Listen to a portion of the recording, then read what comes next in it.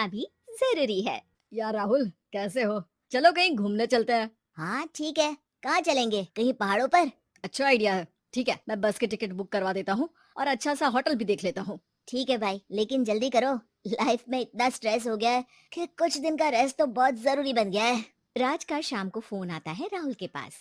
राहुल, मैंने ticket book करवा दिया है। आज शाम की ही बस है। जल्दी से सामान पैक कर लो। ठीक है, सामान तो मैंने पहले ही पैक कर लिया है। अब तो बस शाम का इंतजार है, जब हम बस पकड़ेंगे और निकल पड़ेंगे धर्मशाला की ओर। शाम को दोनों दोस्त बस स्टॉप पर मिलते हैं और फिर वहाँ से निकल पड़ते हैं शिमला की ओर। सुबह होते होते ये दोनों दोस्त शिमला पहुँच गए, जहाँ ये होटल पहुँचे और वहाँ से निकल पड़े पहाड़ों पर घूमने। राज, यहाँ पहाड़ों पर कितना सुकून है ना। दूर दूर तक सिर्फ और सिर्फ पहाड़ ही है, और घूमने आए लोग भी यहाँ कितनी मस्ती कर रहे हैं। हाँ भाई, ये तो है। चलो कुछ खा ले। दोनों एक रेस्टोरेंट पे पहुंच गए। वहाँ इनकी रेस्टोरेंट चलाने वाले लड़के से दोस्ती हो गई, जिसका नाम जितेंद्र था। जितेंद्र, तुम यहाँ कब से हो और रेस्टोरेंट खोलने का प्लान कैसे बनाया? अरे भाइयों, मैं तो यहीं का हूँ। बस बाहर कुछ साल के लिए गया था नौकरी करने, पर फिर लौट आया और अपने यहाँ ही रेस्टोरेंट खोल लिया। पिछले 6 साल से यहीं पर हूँ। अरे लेकिन जितेंद्र, एक बात तो बताओ, रेस्टोरेंट ही क्यों, कुछ और काम क्यों नहीं? और भैया, अपना तो ये मानना है कि आदमी दुनिया में कहीं भी हो लेकिन उसे भूख तो लगेगी ही, और इसके लिए उसे खाना तो चाहिए ही। यानी ये धंधा कभी मंदा नहीं पड़ता, इसलिए ये काम शुरू किया था। लेकिन इस काम में क्या मुनाफा भी होता है या फिर बस ऐसे ही काम चल रहा है शौकियाना तौर पर? और अरे क्यों नहीं भैया, काम तो हो ही रहा है, और मुनाफा नहीं होता तो ये 10 लोगों का स्टाफ कैसे रख लेता। वैसे आप भी क्यों नहीं इस बिजनेस में हाथ आजमाते हो? हाँ, आइडिया तो अच्छा है, लेकिन हम लोग तो सिर्फ यहाँ घूमने आए हैं और हमारे पास इतने पैसे भी नहीं है। और अब पैसों की चिंता क्यों करते हो? सिर्फ 5 लाख रुपए लगा कर भी आप काम शुरू कर सकते हो। अच्छा, वो कैसे? अरे आप रेस्टोरेंट में मेरे पार्टनर बन जाइए। जो मुनाफा होगा वो आधा आधा बांट लेंगे। राज को ये सुनकर अच्छा तो लगा, लेकिन राहुल को इस ऑफर में कुछ दिक्कत लगी। उसने कोने में ले जाकर राज को समझाना शुरू किया।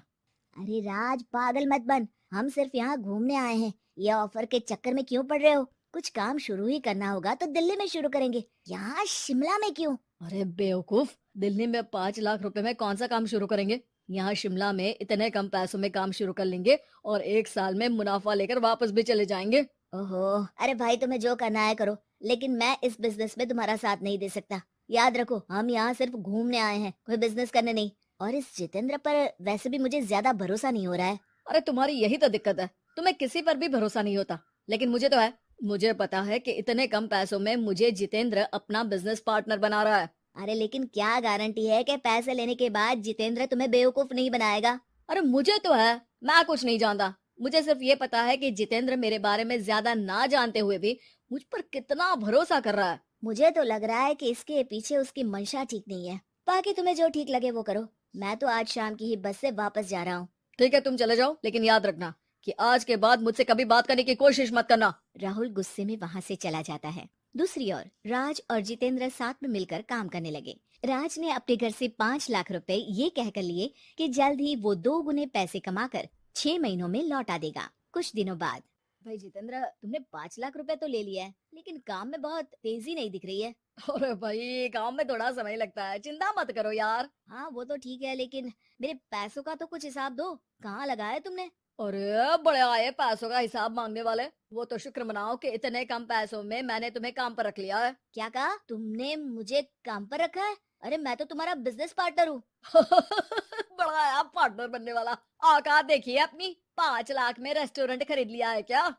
ऐसा है तो मेरे पैसे वापस करो, मुझे तुम्हारे साथ काम नहीं करना है। अरे पैसे कैसे, वो सब तो काम में लग गए। अब तुम्हें वापस जाना है तो चले जाओ, कोई पैसा नहीं मिलने वाला है। राज को अपने साथ होने वाले धोखे का एहसास हो चुका था, लेकिन तब तक देर हो चुकी थी। उसे अपने दोस्त राहुल की याद सताने लगी, जिसने पहले ही आगाह कर दिया था कि इस बिजनेस में धोखा है, लेकिन अब तो देर हो चुकी थी। राज को अब कोई रास्ता नहीं सूझ रहा था।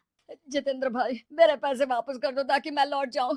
मुझे अब तुम्हारे साथ कोई काम नहीं करना भाई। ये सुनते ही जितेंद्र अपने कुछ साथियों के साथ राज पर टूट पड़ा और उसकी जमकर पिटाई कर दी। राज बेहोश हो चुका था। जब उसने आंख खोली तो उसे अपने सामने पूरा परिवार, पुराना दोस्त राहुल भी दिखा। सभी को देखकर राज की आंख में आंसू आ गए। राहुल, मुझे माफ कर दो। अगर समय रहता मैं तुम्हारी बात मान लेता तो आज शायद ये दिन ना देखना पड़ता। अरे शुक्र मनाओ कि जान बच गई। वो तो भला हो एक आदमी का जिसने मुझे फोन कर दिया था। तभी तुम्हारी जान बच सकी। मुझे माफ कर दे दोस्त, तेरी सलाह ना मानकर मैंने बड़ी भूल की है। अरे अरे भाई, मेरे हाथ मत जोड़ो। बस ध्यान रखना कि अच्छा दोस्त आपको हमेशा अच्छी सलाह देता है, इसलिए दोस्तों की सलाह पर ध्यान देना चाहिए।